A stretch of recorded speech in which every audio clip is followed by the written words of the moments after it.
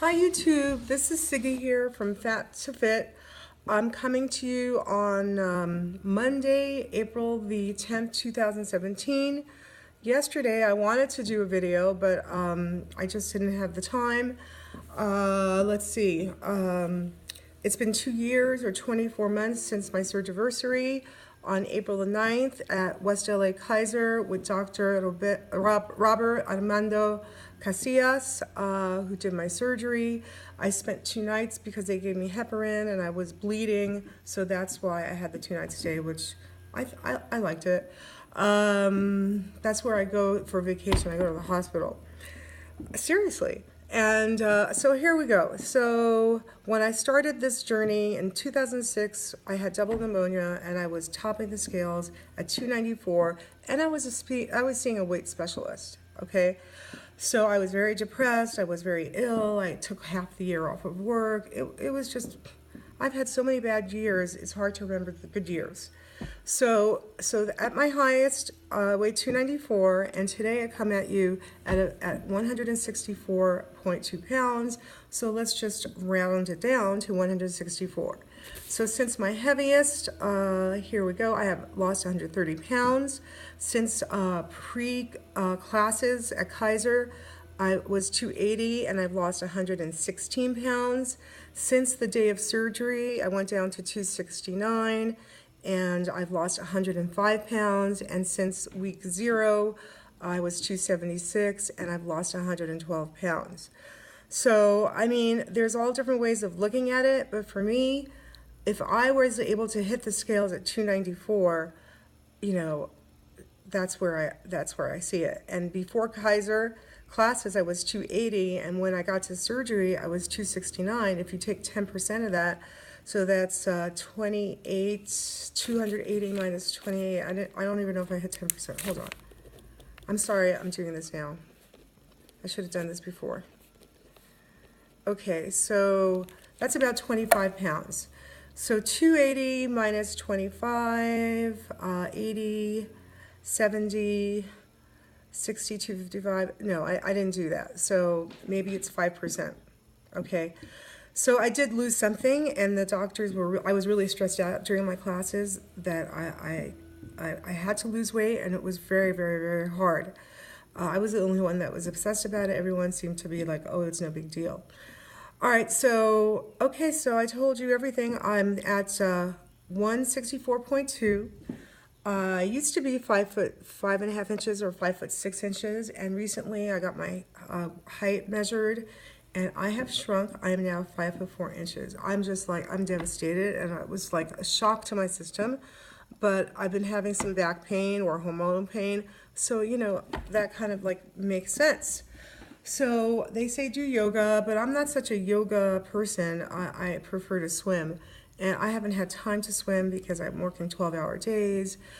Every day I'm at work, I get really bad headaches, and I take a lot of Tylenol, and at the end of the day, I just want to barely can come home. I come home and I barely can climb up the stairs into my house. So I don't know how these people work and exercise, but I do a lot of exercise at school. I lift weights, but I'm always carrying stuff, schlepping back and forth. I have the Stairmaster there, stairs, and I walk. I would love to get an Apple, an iApple or iWatch or whatever that Apple Watch is called. Why? Because then I can keep track of how many steps I have. The problem with me and the phone is unless I could get it like stuck on me, my phone is all over the place, and with all these kids, I just can't keep track of it. I was doing better in the beginning of the year, but you know, some people have their phone with them all the time. I really admire that, but that's not me. So anyways, this year has been very difficult. I'm being evaluated, but I think that's going very well.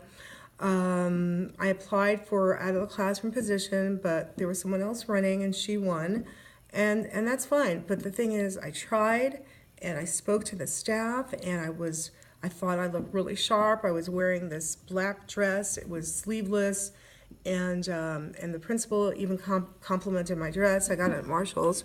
I paid $10, made in China. Shh, don't tell anybody. And I was able to get there, do my spiel. I wasn't nervous. I felt confident. And to me, to be able to do that was like amazing, just to have that feeling like, you know, fine, I'll just put myself out there. Whatever happens, happens. I'm not taking it personally. So that's really, really good. And then I was invited to the union to speak to the Unjustly Housed Teacher Committee. And I presented some, you know, I didn't have all this technology together there, so I used the old school and I used charts. And I just wrote these charts. It took me a while to do. And I presented it. And they wanted to know about how to file a PERB complaint or EEOC complaint, which I've done both. But my friend said, no, we want to hear like from the, you know, what happened.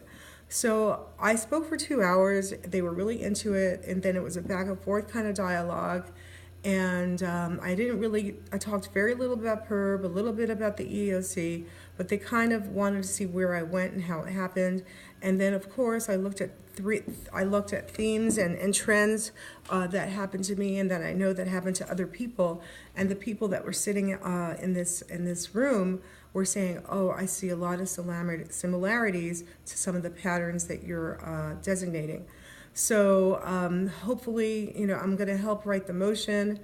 I haven't had time to check my email, so all these people are going to get mad at me. Well, I'm doing the best I can. My mother has been very ill. She had a heart attack. She was at UCLA for a week. They put this throat thing down her mouth. She couldn't eat. She couldn't drink. It was just horrible. Then they transferred her over to Kaiser, and she was there for another week. And they, you know, I mean, it was just a disaster.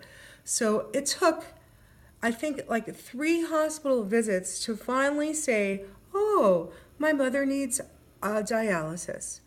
They could have done that straight away, but that's not how the that's not how the system works. And this is how they do things, and that's why people die. But thank God she is alive. She went last night again to a UCLA emergency room. They did an emergency dialysis. She was getting it 4 times a week for 3 hours per day. Obviously, that wasn't enough. And I told my father to get the unit for the house, and he said, no, we have to first do it like this. And I said, fine, but, you know, he doesn't listen to me, and it's very upsetting because if she had the unit in her house, this wouldn't have happened. But, you know, that's out of my control. So I think now she's at Kaiser, and I don't know how she's doing exactly, and I don't know when she's coming back. But she cannot walk, she cannot stand, she cannot barely move. She was at 217, and she's down to 202. That's just fluids and stuff that's in her system. And now she's going to dialysis in Century City. And if I have the time, I like to hang out with her. I talk to the other people, and all these dialysis patients, I noticed a common theme is that they don't sleep well during the night, and that's why they tend to sleep in the day. And when they're on that dialysis machine in that comfy chair, they're just out. So, but you know, I don't know. I don't know what's wrong with me. I like being around people, talking to them. I like speaking to the doctors, the nurses. It's just, and of course, this is my mother, so I'm going to do whatever it takes to make sure she gets the best care and that she's not in pain. So with myself, I had a lot of pains in my stomach, and I thought it was stress, and I took Tums, I took Miptum, you know. So guess what? Then on Friday, the day before my son's 25th birthday, March 10th, my stomach really hurts, and then I get really strong back pain, upper back, and it wasn't labor pains. That's a different feeling, and I remember this feeling because I've had this before. I had pancreatitis after I had my second son. I had it during my pregnancy, and they thought, oh, it's just labor pain, go have some wine. I never had any alcohol, and the doctor that was on call said, go have some wine. It was crazy, and so I remember having a little tuna fish, and I threw up. Well, guess what? That was pancreatitis. I had it when I was pregnant, and I had it again in the classroom, and because it was not severe pain, but it was getting mild to moderate, I called the office. I said, I've got to go to the hospital. They dispersed my classroom. I went to the ER. They hospitalized me. They did blood work. They took pictures. And basically, they said I have gallstones, and I have to remove my gallbladder, and I had pancreatitis. And when you have pancreatitis, no food, no drink at all. So it was not a fun, pleasant stay. And then I couldn't celebrate my son's birthday, turning 25, which I think is a big birthday. And it was kind of sad, but, you know, you do what you have to do. And then I find out, because look how God works. Then, because I took a MRI and a CT scan, which was interesting experiences, they noticed that I had some kind of something in my liver. So they take a closer look and they say, oh, it's a cyst, and it's about the size of a ping pong ball. And I'm like, what? And so the first doctor that I went to, a urologist, and I go, I'm a woman. Why am I sitting in a urologist's office? It made me feel so weird. I mean, when my father was in the urologist's office, that was fine. I'm going, oh my God, urology? Ooh, I'm not supposed to be here. So then I found out they are related to all this stuff. So my first doctor said, when he said I had a cyst, and there's different. I forgot the name of the rating scale. There's 1 through 4. 1 is 100% benign, 2 100% benign, 2F as in Frank is 5% malignant, a 3 is 55% malignant, and a 4 is 100%. So the doctor says, oh, you're somewhere between a 2 and a 2F. Well, I was thinking, well, what happens if I'm a 2F? What happens if I'm in the middle of a 2 and a 2F? I said, that's scary. So he told me to get x-rays and CT scans. He said 3 months, but I was in such a state of panic, I did it like in 10 days. I just couldn't wait 3 months. So then I thought, okay, I need to have a second opinion, because you can feel when there's something wrong in your body. You feel it. And I know there's something wrong. So I went to the doctor, the surgeon who performed on my father, who did the Roto-Rooter. And I said, oh, I recognize you. And he says, well, I don't recognize you. I said, well, I was morbidly obese and I've lost a lot of weight. So anyways, he's a doll. And he showed me all the images. So my cyst is located at the bottom of my left kidney, which is easy to remove. And he showed me that there was there's gray and light gray on the scan. And I saw like little dots, little clusters, and I looked it up online, and there's simplex and there's complex cysts. So to me, and I'm not a urologist, I could tell right away it wasn't simplex, it looked complex to me. And so I said that to my doctor, and he looked at it, and he says, I agree with you. You have a 2F.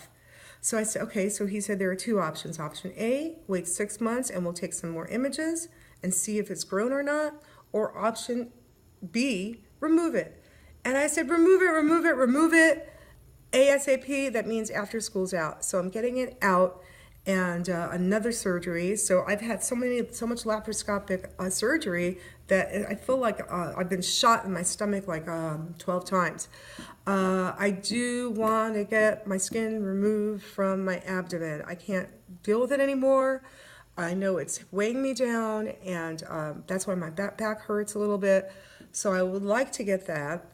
And I would like to get like just a lift, and not a very subtle lift, that's it. But right now my priority is my abdomen, and I can't afford that. So Kaiser won't pay. I went to an introductory meeting for plastics, and the PA said that you literally have to have your skin overlapping your private part.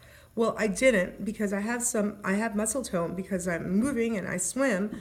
And so I was not a candidate.